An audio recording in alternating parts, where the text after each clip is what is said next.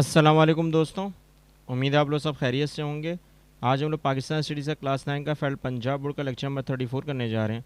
और जो हमारा आज का टॉपिक होगा वो salient features of constitution of Pakistan होगा 1956 का, यानी कि पाकिस्तान के जो 1956 के आइन के अहम कदोखाल थे, हम उसको आज डिस्कस करेंगे क्योंकि ये पाकिस्तान का पहला आइन था। थोड़ा इंटरेस्टिंग टॉपिक है क्योंकि आपको पता होना चाहिए कि हमारा जो पहला आइन था वो तकरीबन 7 साल में बना था। तो उसके हिसाब से अगर हम लोग देखें तो हमारे पास जो सबसे ज़्यादा अहम टॉपिक आता है पहला वो यही आता है। तो थोड़ा इंटरेस्टिंग टॉपिक है, तो आप इसको ज़रा शुरू से आखिर तक देखिएगा, कोशिश कीजिएगा कि आपके जो पहले कवानीन थे वो किस तरह के बने थे मुल्क के हिसाब से। क्योंकि मैंने लास्ट टाइम भी समझाया था कि कॉन्स्टिट्यूशन जो होता है वो किसी भी मुल्क को या रियासत को या किसी इदारे को चलाने में जो अहम बेसिक रूल्स एंड रेगुलेशंस होते हैं, यानी कि कवायद और ज़वाबित जो होते हैं, उनको चलाने में काम आते हैं, तो उसको हम आइन बोलते हैं। लेकिन इससे पहले हमने जो प्रीवियस लेक्चर में पिछले लेक्चर में जो डिस्कस किया था, जो हमारे पास डिस्कशन में थी, वो extension of the states and tribal areas to Pakistan था, यानी कि रियासतों और कबायली इलाकों का पाकिस्तान से इखलाक। अब इल्हाक जो था वो यानी कि जो रियासतें जो थी इंडिया की थोड़ी बहुत रियासतें, वो पाकिस्तान के हिसाब से थोड़ी अलग थी। और थोड़ा उनका जो शहर रियासतें थीं वही पाकिस्तान के साथ जुड़ने वाली थी, लेकिन उसमें हम पाकिस्तान के साथ ज़रा कंस्पिरेसी हुई, साजिश हुई। लेकिन वो साजिश उसी के हिसाब से उस वक्त के हिसाब से बिल्कुल एक आम बात थी, क्योंकि जिस तरह के हालात क्रिएट हो रहे थे उसके हिसाब से बिल्कुल एक ऐसा लग रहा था रुझान कि हाँ बिल्कुल सही ही होने वाला है। लेकिन पाकिस्तान के हिसाब से ये गलत हुआ। ठीक है, हमने इसको डिस्कस किया था। अगर आपने ये लेक्चर नहीं देखा है और इस लेक्चर को देखने के बाद आपको कोई चीज़ समझ में नहीं आई तो हमारे साथ ज़रूर शेयर करें। आज के हिसाब से अगर देखा जाए तो तारुफ में अगर 1956 का आइन यानी कि 1956 का जो आइन था वो वेस्ट पाकिस्तान एक एक्ट आया जो कॉन्स्टिट्यूशन असेंबली में पेश किया गया, और उस पेश करने के बाद उसी को फ्रेम किया गया कॉन्स्टिट्यूशन में। और वो कॉन्स्टिट्यूशन जो बिल था, आइनी बिल था, वो असम्बली में जब लाया गया कब, जनवरी 1956 को, तो उसमें थोड़े बहुत वही हमेशा जो रेटिफिकेशन होती है, जो आपके तनाज़ात होते हैं, जो आपको उसको चेंज करना होता है, उसको सही करना होता है, वो सही करवाने के बाद 2 महीने के अंदर अंदर इसी कॉन्स्टिट्यूशन को सही किया गया, यानी कि फरवरी 29 1956 को ये बाकायदा इसको बिल्कुल सही किया गया, पूरा रेटिफाइड किया गया। रेटिफाइड करने के बाद 23 मार्च 1956 यानी कि 23 मार्च 1956 को पाकिस्तान डे के दौरान ये कॉन्स्टिट्यूशन जो है लागू करवा दिया गया। यानी कि पाकिस्तान बनने के ऑलमोस्ट हम लोग लिखते हैं 8 साल बाद, लेकिन उसूलन ये जो है तकरीबन 7.5 साल बाद जाके बना।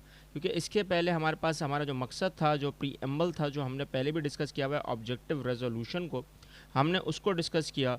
उसके बाद सबसे अहम जो इसमें जो बातें आती हैं सैंड फीचर्स की उस वक्त के हिसाब से, कि उसमें अहम खदोखाल जो थे 1956 के जो अहम पॉइंट्स थे, उनमें सबसे पहला पॉइंट यही आता है कि रिटन कॉन्स्टिट्यूशन है, यानी कि तहरीरी आइन है। अब तहरीरी आइन से मुराद ये है कि इसमें 234 आर्टिकल्स हैं, 13 पार्ट्स हैं, 6 शेड्यूल्स हैं। तो ये इसके हिसाब से था। लेकिन एक चीज़ जो मैं हमेशा आपको बता रहा हूँ कि ऑब्जेक्टिव रेजोल्यूशन यानी कि प्रियम्बल तहमीदी बयान जो है, जो पाकिस्तान का मकसद है बनाने का, वो हमने इसमें भी रखा हुआ आइन में। क्योंकि आप कोई भी आइन बनाएंगे उसमें ये रखना लाजमी है कि बीइंग एज अ पाकिस्तानी होने का आपका मकसद क्या है। असल जो कंटेंट है, वो असल बात जो आती है लॉज में हमारी, वो आती है इस्लाम की। तो हमें इस्लाम के ऊपर रह के चलना भी है, इस्लाम को अपनी बुनियाद भी रखना है, और उसी के कवानीन को अमल दरामद भी करवाना है। क्योंकि उस कवानीन में कोई भी गलती का चांस हो ही नहीं सकता, क्योंकि वो डिवाइन लॉज हैं, अल्लाह के बनाए हुए कवानीन हैं, तो उसमें कोई गलती का चांस हो ही नहीं सकता। तो इसलिए हमने उसको एज अ प्रियम्बल के तौर पर रखा है। अब आ जाती है दूसरी बात, जो सबसे अहम बात आती है फ्लेक्सिबल कॉन्स्टिट्यूशन या लचकदार। अच्छा, लचकदार से मुराद यहाँ पर ये होती है कि एक होता है रिगिड कॉन्स्टिट्यूशन और एक होता है फ्लेक्सिबल कॉन्स्टिट्यूशन। फ्लेक्सिबल जो होता है उसमें अगर आपने थोड़ा भी नोट कराओ तो 2/3 मेजॉरिटी से जितने भी नेशनल असम्बली के या प्रोविजन असम्बलीज़ के बंदे होते हैं वो ग्रांट कर देते हैं बिल को और पास हो जाता है। यानी कि अगर उसमें कोई गलतियां हैं या कोई गलती का चांस है तो उसको सही करके पास करवा दिया जाता है और हो जाता है। ये हो जाता है फ्लेक्सिबल कॉन्स्टिट्यूशन। ठीक है ना, जो आम होता है, अमेंडमेंट्स हो जाती हैं, चेंज हो जाता है। लेकिन जो रिगिड कॉन्स्टिट्यूशन होता है उसमें नेशनल असम्बली और प्रोविजन असम्बली तो होती है, लेकिन इसमें प्रेसिडेंट के साइन भी होते हैं, लाजमी होते हैं, और प्रेसिडेंट के अलावा और कोई भी इसको अप्रूव नहीं कर सकता। प्रेसिडेंट करेगा तभी वो रिगेड में आएगा। यानी कि जो भी आपके कवानीन होंगे वो रिगेड में आ जाएंगे, क्योंकि आपको पता है कि प्रेसिडेंट ने अप्रूव करवाया हुआ है, यानी कि इस हेड ऑफ़ द स्टेट ने आपको ये इख्तियार दे दिया कि आप उस कवानीन के ऊपर लाजमी अमल करें और उसको आप लाजमी अमल दरामद करवाएं। तो ये होता है आपका कौन सा, रिगेड कॉन्स्टिट्यूशन। लेकिन 1956 कॉन्स्टिट्यूशन जो था वो फ्लेक्सिबल कॉन्स्टिट्यूशन था। ठीक है। अब इसके बाद सबसे अहम बात आती है पार्लियामेंट्री सिस्टम। देखिए, एक पार्लियामेंट्री सिस्टम होता है, एक प्रेसिडेंशियल सिस्टम होता है। प्रेसिडेंशियल सिस्टम में सिर्फ एग्जीक्यूटिव और लेजिस्लेटर्स दोनों जो होते हैं वो सिटीजन्स के पास जाते हैं, اور پھر جا کر ووٹ ہوتا ہے. ووٹ کاسٹنگ میں پھر آپ کا آ جاتا ہے پریزیڈنشیل سسٹم. لیکن پارلیمنٹری سسٹم میں پہلے آپ سٹیزنس کو الیکٹ کرتے ہیں ایز اے لیجسلیچر, اور پھر لیجسلیچر کے حساب سے, قانون سازی کے حساب سے وہ جاتے ہیں ایگزیکٹوز میں, یعنی کہ حکمرانی میں. اب پارلیمنٹری سسٹم میں اگر دیکھا جائے تو ایگزیکٹو اور جوڈیشل دونوں ملا کر جتنے بھی پارلیمنٹ کے نمائندے ہوتے ہیں انہی کے انڈر میں وہ کام کر رہے ہوتے ہیں. لیکن اگر حیرانی کی بات یہ ہے تو ہمارے پاس پریزیڈنٹ جو ہوتے ہیں وہ ہیڈ آف دا اسٹیٹ ہوتے ہیں, اور prime minister head of government ہوتے ہیں. یعنی کہ جو ریاست کے بانی ہوتے ہیں وہ صدر ہوتے ہیں, اور ریاست کے جو حکومتی بیانیات اور حکومتی دارالحکومت کو جو چلا رہے ہوتے ہیں وہ کون ہوتے ہیں؟ وزیر اعظم ہوتے ہیں. اچھا, پریزیڈنٹ کے پاس نامنل پاورز ہوتی ہیں, لیکن ریئل پاورز کس کے پاس ہوتی ہیں؟ پرائم منسٹر کے پاس, according to the 1956 constitution. Cabinet کو پالیسیز میں لانے میں نیشنل اسمبلی میں سب سے اہم کردار کس کا ہوتا ہے؟ پرائم منسٹر کا کردار ہوتا ہے. پریزیڈنٹ الیکٹ ہوتا ہے کدھر سے؟ نیشنل اسمبلی اور پروویژنل سے, دونوں سے, اور اس کا ٹینیور ہوتا ہے 5 سال کا. پریزیڈنٹ ریموو بھی کر سکتا ہے نیشنل اسمبلی کے بندوں کو امپیچمنٹ میں اگر 3/4 حصے ٹوٹل ممبرشپ کے ریکوائرڈ کر رہے ہوں کہ ہم نے ابھی ختم کرنا ہے, ہم نے اپنے استعفوں کو دے کے اس پارلیمنٹ کو ختم کرنا ہے, تو پریزیڈنٹ کے پاس اختیار ہوتا ہے کہ ان کے استعفوں کو ایکسیپٹ کر کے پارلیمنٹ کو ڈیزالو کر سکتا ہے. اب یہ بات ہوتی ہے کہ پارلیمنٹری سسٹم میں کیا واقعی میں نظام صحیح چلتا ہے؟ کوئی کرپشن کا نظام تو نہیں ہوتا؟ اب یہ دیکھنا پڑتا ہے. اس کے بعد سب سے اہم بات آتی ہے یونی کیمرل لیجسلیچر, یعنی کہ ایک متفقانہ قانون ساز اسمبلی جو ہوتی ہے اس کے حساب سے 1950 کے کانسٹیٹیوشن میں اگر دیکھا جائے تو ایک ہاؤس ہوتی ہے, اس کو ہم نیشنل اسمبلی بولتے ہیں, اور بائی کیمرل کا مطلب 2 ہاؤسز, یعنی کہ ایک سینٹ ہوتی ہے اور ایک نیشنل اسمبلی ہوتی ہے. اس میں 1956 کے کانسٹیٹیوشن میں ٹوٹل جو تھے ویسٹ پاکستان اور ایسٹ پاکستان کے حساب سے 300 ممبرس تھے. ہر ممبرس کے حساب سے 150 ممبرس کو, یعنی کہ 150 ممبرس کو الاٹ کیا گیا تھا, جس میں 10 سیٹیں رکھی گئی تھی خواتین کے لیے, 5 ایسٹ پاکستان کے لیے اور 5 ویسٹ پاکستان کے لیے. اب یہاں پر جو ان کا ٹینیور آتا ہے الیکشن اسمبلی, یعنی کہ نیشنل اسمبلی کا جو ٹینیور ہوتا ہے, جو پارلیمنٹری نمائندہ آ کے بیٹھتے ہیں وہ 5 سال کے لیے بیٹھتے ہیں, پھر اس کے بعد واپس سے الیکشن کروا دیے جاتے ہیں. ان کا کام ہوتا ہے قانون سازی. اب قانون سازی کا مطلب یہ کہ قانون بنا کر کس پہ عمل درآمد کروائیں گے؟ لوگوں کے اوپر. ٹھیک ہے, تو اچھی طرح یاد رکھیے گا, کچھ چیزیں ایسی ہوتی ہیں جو ہمیں پتہ ہونی چاہیے لیکن ہمیں پتہ نہیں ہوتی ہیں. اس کے علاوہ اگر دیکھا جائے تو انڈیپینڈنٹ آف جوڈیشری, ان کے آزاد عدلیہ ہوگی. اچھا, آزاد عدلیہ سے مراد یہاں پر یہ ہے کہ اس وقت کے حساب سے یہاں پر صرف 2 کورٹس تھیں, ہائی کورٹس میں سے 2 کورٹس تھیں اور ایک سپریم کورٹ تھی, ایک ایسٹ پاکستان کے لیے اور ایک ویسٹ پاکستان کے لیے. ٹھیک ہے نا. اور جو اپوائنٹ کرتا ہے جسٹس کو یا چیف جسٹس کو جو اپوائنٹ کرتا ہے وہ کون کرتا ہے؟ آپ کے پاس سب سے اہم بات کیا آتی ہے کہ پریزیڈنٹ ان کو اپوائنٹ کرواتا ہے. اپوائنٹ کرنے کے بعد چیف جسٹس آف پاکستان جو ہے وہ پریزیڈنٹ کی مشاورت سے لے کے دوسرے ججز کو اپوائنٹ کرتے ہیں, اور 2/3 ممبرس جتنے بھی کانکرنگ ہوتے ہیں ججز کو ریموو کرنے کے لیے جو پریزیڈنٹ کے لیے ریکوائرمنٹ میں ہوتی ہے, تو اس میں نیشنل اسمبلی میں اپروو کروانا پڑتا ہے, اور پھر جا کے پریزیڈنٹ سائن کر کے اس جج کو یعنی کہ جو ریموو ہوتا ہے وہ کر سکتے ہیں. ٹھیک ہے نا. تو یہ ایک چیز تھی جو اس وقت کے حساب سے بہت معنی رکھتی تھی. لیکن اب آپ کو پتہ ہے کہ عدلیہ کا نظام تو ٹھیک ہے بیٹا, لیکن انصاف کا نظام ذرا دھرم ہو چکا ہے تھوڑا بہت. لیکن اگر آپ نے نوٹ کرا ہو کہ ایک اور بات آتی ہے سنگل سٹیزن شپ. اچھا, یہ جو ہے ایک ہوتی ہے ڈیول سٹیزن شپ اور ایک ہوتی ہے سنگل سٹیزن شپ. دیکھو میں نے لکھا ابھی ہے کہ امریکہ میں ڈیول سٹیزن شپ چلتی ہے, یعنی کہ ایک سٹیزن شپ جو ایک شہری ہے وہ سینٹرل گورنمنٹ میں بھی ہو سکتا ہے اور کسی بھی اور ریاست کے بھی گورنمنٹ میں کام کر سکتا ہے. اب یہ ایک بڑا خطرناک ہوتا ہے, کیونکہ اگر آپ کی سنگل سٹیزن شپ نہیں ہوگی, ایک شہریت نہیں ہوگی, تو آپ اس ملک میں اور دوسرے ملک میں بھی کام کر سکتے ہو. تو یعنی کہ دوسرے ملک کی شہریت, اگر یہاں پہ کچھ برا ہوا تو دوسرے ملک نکل گئے, تو یہ غلط ہے. اور کوئی دوسرے ملک کا بندہ ہمارے ملک میں آ جائے, یہ بھی غلط ہے. تو یہ چیزیں نہیں ہونی چاہیے تھی. تو ایک سنگل سٹیزن شپ ہونی چاہیے جس میں ایکوالٹی, جسٹس اور ڈائیورسٹی کا کانسیپٹ ہوتا ہے. یہی وہ وجہ ہے کہ میں نے یہاں پہ تصویر میں بھی یہ لکھا ہوا ہے, کیونکہ اگر ایک سٹیزن شپ ہوگی تو ایکوالٹی بھی ہوگی اور جسٹس بھی ہوگا. یعنی کہ پاکستان کا نمائندہ پاکستان کے لیے ہی کام کر رہا ہے, کوئی باہر کا نمائندہ آ کے ہمارے لیے کام نہیں کر رہا, نہ ہم کسی کے باہر جا کے کام کر رہے ہیں. کیونکہ یہاں پہ کہیں نہ کہیں کیا جاتی ہے, میرٹ کا ایک کانسیپٹ آ جاتا ہے, ورنہ تو پھر کیا ہو جائے گا, ڈی میرٹ کا یا کرپشن کا کانسیپٹ آ جائے گا. تو یہ ایک ایسا رجحان تھا جو اس وقت رکھا گیا لاء میں. اس کے بعد سب سے اہم بات جو آئی تھی وہ آئی تھی فنڈامنٹل رائٹس, بنیادی حقوق. اب بنیادی حقوق کے حساب سے چارٹر میں دیکھا جائے تو یو این کے جتنے بھی حقوق تھے وہ رکھے گئے تھے ایکول بیفور دا لاء, یعنی کہ سب کو مساوی رکھا جائے گا, مساوات میں رکھا جائے گا قانون کے حساب سے. سوشل ہو, پولیٹیکل یا اکنامیکل رائٹس وہ سب فراہم کیے جائیں گے. کوئی بھی شہری کو وداؤٹ ڈیٹینڈ یا اریسٹ نہیں کیا جائے گا, کوئی سالڈ پروف کیا, سالڈ ریزن کے حساب سے. یہ ایک سب سے اہم تھا. جوڈیشل پروٹیکشن دی جائے گی ہر شہری کو. اور پلس سب سے اہم بات, اگر کوئی رائٹس کو وائلیٹ بھی کرتا ہے, جب تک کہ اس وکٹم یعنی کہ مدعی کو جب تک کہ ثابت نہ کر دیا جائے گا وہ غلط ہے کورٹ میں, تو وہ آزاد ہے کورٹ سے, یعنی کہ وہ ابھی مجرم کہلائے گا نہیں. ٹھیک ہے نا. تو یہ ہوتا ہے کہ یہی سب سے بات ہوتی ہے لیکن ہم تو اب آج کے دور میں تو ذرا سی کوئی غلطی کرتے ہیں ہم فوراً ہی مان لیتے ہیں کہ یہی غلط ہے.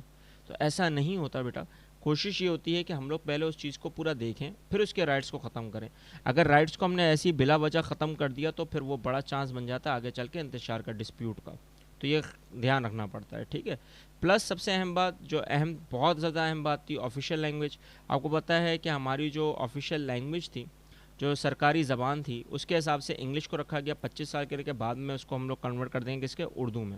لیکن اصل جو ہماری نیشنل لینگویج تھی، ریاستی لینگویج تھی، ریاستی زبان تھی، جو اصل بات تھی قومی زبان تھی، اس کو ہم نے 2 حصوں میں رکھا ہوا تھا، ایک اردو اور بنگالی کو. لیکن بنگالی کو رکھنے کا جواز صرف اس لیے تھا کہ وہ ایسٹ پاکستان کی تھی، ورنہ تو اصل اگر رکھا جائے تو وہ اردو ہی تھی، اور اردو ہی بیسٹ زبان ہے. میری نظر میں سب سے بیسٹ زبان اردو ہی ہونی چاہیے نیشنل لینگویج، کیونکہ بیٹے 30 زبانوں سے مل کے بنی ہوئی ہے. اور 30 زبانوں کا مطلب یہ کہ 30 قوموں کو ایک ساتھ رکھی ہوئی ہے. تو اللہ بھی اور اسلام بھی یہ کہتا ہے کہ قوموں کو ایک ساتھ رکھو. لیکن ہم لوگ تو چلو ایک الگ ہی میٹر ہے، اس کو ہم آگے چل کے ڈسکس کریں گے کلچر چیپٹر میں. لیکن اگر آپ نے نوٹ کرا ہو تو سب سے اہم بات اس میں یہ بھی تھی، اسلامک پروویژن، اسلامی دفعات. اچھا، اسلامی دفعات جو ہوتی ہیں اس کے حساب سے اسلامک ریپبلک آف پاکستان رکھا گیا. پریزیڈنٹ یا پرائم منسٹر ہمیشہ مسلمان ہوگا. آبجیکٹیو ریزولوشن کو پریمبل میں رکھا گیا، ٹھیک ہے. یہ ایک بات تھی. سوورنٹی جو اقتدار ہے، جو حاکمیت ہے، وہ صرف اسلام کے حساب سے پاکستان کی کس کے پاس ہے؟ اللہ کے پاس ہے. اور اسی کے اتھارٹی کو، یعنی کہ اسی قوانین کو ہم نے اپنی اسٹیٹ ریاست میں لاگو کروانے، اپنی ریاست میں لاگو کروانے. پلس اس کے علاوہ کوئی بھی قوانین جو حدود سے باہر ہوں گے ہم اس کو لاگو نہیں کروائیں گے. اور ہمارا جو ٹرسٹ ہے، جو ہمارا بھروسہ ہے، وہ اسی پر رہے گا ہمیشہ. چاہے وہ کوئی بھی گورنر ہو، پرائم منسٹر ہو، پریزیڈنٹ ہو، یونین کونسل کا بندہ ہو، کلرک ہو، کوئی بھی ہو، وہ سارے احکامات جو اللہ کے دیے ہوئے انہی کو وہ فالو کرتے ہوئے کام کرے گا، ٹھیک ہے نا. اور مسلمان چاہے وہ انڈیویجول ہو، انفرادی ہو، کلیکٹیو یا اجتماعی اسفیئر میں ہو، teachings and requirements of the Islam جو ہوں گی، یعنی تعلیمات جو ہوں گی، وہ ہمیشہ کس کے اکارڈنگ ہوں گی؟ اسلام کے اکارڈنگ ہوں گی. اور اسی کے حساب سے قرآن اور سنت کے جتنے بھی تعلیمات ہیں، جتنے بھی قوانین ہیں، اسی کے حساب سے ہم لوگ اپنے قوانین بنائیں گے پاکستان کے. اور اس کے اگینسٹ میں کوئی قوانین نہیں آئے گا، بھلے وہ الکوہل ہو، نارکوٹکس ہو، پروسٹیٹیوشن ہو، کسی کے حساب سے بھی ہو، وہ سب کے سب بینڈ کیے جائیں گے. اور پلس جو پاکستان کو ریاست بنائی جائے گی وہ کون سی بنائی جائے گی؟ فلاح و بہبود کی ریاست، ویلفیئر آف دا اسٹیٹ بنائی جائے گی، جو سارے لوگوں پہ قوانین لاگو ہوں گے کس کے اکارڈنگ کے؟ اسلام کے. یہ صحیح تھا بیٹا. لیکن جو ہمارے کانسٹیٹیوشن انسٹیٹیوشنز تھے، یعنی کہ جتنے بھی آئینی ادارے تھے ہمارے، جس میں آپ کو اسلامک ریسرچ انسٹیٹیوٹ کو دیکھیں، اسلامک ریسرچ انسٹیٹیوٹ تھا، پبلک سروس کمیشن تھا، چیف الیکشن کمشنر تھا، اور آڈیٹر جنرل تھے، یہ سارے کے سارے انسٹیٹیوشنز اسلامی قوانین پہ بنائے تو گئے، لیکن اس وقت کے حساب سے یہ ایبروگیٹ اس لیے ہوا قوانین کیونکہ اسلام کے حساب سے جتنی باتیں ہم نے لکھی تھیں اس کو عمل درآمد کروانے میں ہمارے نمائندوں کی ذرا تھوڑی بہت ہوتے نااہل چل رہے تھے. اور اس وقت کے جتنے ٹیکنوکریٹس تھے انہوں نے لے کے پاکستان کو ایسا لگا کہ تجارت میں رکھتے ہوئے بیچنا شروع کر دیا. امیر امیر تر ہوتا جا رہا تھا اور غریب غریب تر ہوتا جا رہا تھا. اس میں جو انوالومنٹ ہوئی پھر وہ آرمی کی ہوئی، لیکن آرمی بھی کچھ ہی کر پائی. لیکن آرمی نے فوراً یہ دیکھا کہ کہیں نہ کہیں جو نظام تھا وہ ان کے ہاتھ سے نکل رہا ہے. تو اس وقت پھر ایک چیز لگانی پڑی، مارشل لاء. اور پھر ایوب کا ایرا آیا. اب جنرل ایوب خان کا جو ایرا تھا وہ ہم نے پہلے بھی ان لیکچروں سے پہلے ڈسکس کیا تھا تاکہ ہم آپ کو بتا سکیں کانسٹیٹیوشن 1962 کیوں آیا. کیونکہ بیٹا دیکھو، جہاں پہ انتشار یا قتل و غارت یا ایسے عوامل پیدا ہو جائیں جہاں پہ ریاست ٹوٹنے پر آ جائے تو پھر وہاں پہ مارشل لا لگانا لازمی ہوتا ہے. اور اس کانسٹیٹیوشن کی وجہ سے مارشل لا لگانا ہی پڑا ہے. ریزن یہ تھا کہ یہاں کے قوانین کو باقاعدہ آرام سے طریقے سے توڑا جا رہا تھا. اور جتنے بھی ٹیکنوکریٹس تھے وہ ڈیول سٹیزن شپ لا کر انہی سیاستدانوں کو لا رہے تھے جن کے پاس 3 شہریت تھی، ایک شہریت نہیں تھی، پہلی بات. اور یہاں پہ آپ کو دوسری بات جو میں نے آپ کو نہیں بتائی، جو سب سے اہم تھی، وہ کیا تھی جو آپ کے نہیں بتائی جاتی، وہ ہوتا ہے کیا؟ Election system. یہاں پہ الیکشن سسٹم جو تھا وہ انڈائریکٹ میں رکھا گیا تھا، جو لگ رہا تھا ایسا کہ ڈائریکٹ ہے، جس میں لوگوں سے جا کے ووٹ لیا جاتا ہے اور پھر لوگوں کو نمائندوں میں آ کے رکھا جاتا ہے. لیکن یہاں پر انڈائریکٹ ہو رہا تھا کیونکہ آپ کو پتہ ہونا چاہیے کہ پریزیڈنٹ کو الیکٹ کرنے والے کون تھے؟ نیشنل اسمبلی کے ممبران. اب نیشنل اسمبلی کے ممبران اگر الیکٹ کر رہے ہیں تو وہ جو بھی غلط کرے گا کوئی چیک اینڈ بیلنس نہیں ہے، سینٹ کا کوئی کانسیپٹ نہیں ہے. تو اب یہ وہ ایسی باتیں تھیں کہ جہاں پر اس آئین کے اوپر بہت زیادہ تنازعات پیدا ہو چکے تھے کیونکہ یہ ہمارا فرسٹ آئین تھا، تو ایکسپیریمنٹل ایک آئین تھا. اور اسی کے حساب سے پھر یہاں پہ عوام نے جو ریجیکشن دی اور ریجیکشن کے بعد پھر یہاں پہ فرسٹ ماشاء اللہ لگا، جو ہم آگے چل کے اپنے نیکسٹ لیکچرز میں ڈسکس کریں گے۔ اگر آپ کو کوئی چیز سمجھ میں نہیں آئی ہے تو ہمارے ساتھ ضرور شیئر کریں، کامنٹ کریں، اور آپ کو کوئی چیز سمجھ میں آ گئی ہو تب بھی ہمارے پاس شیئر کریں، کامنٹ کریں جو آپ کے پاس نالج میں۔ اس چینل کو سبسکرائب کرنے کے بعد ان بچوں، ان لوگوں تک ضرور پہنچائیں جو اس علم سے لا علم ہیں۔ ملتے ہیں نیکسٹ لیکچر میں، اللہ حافظ۔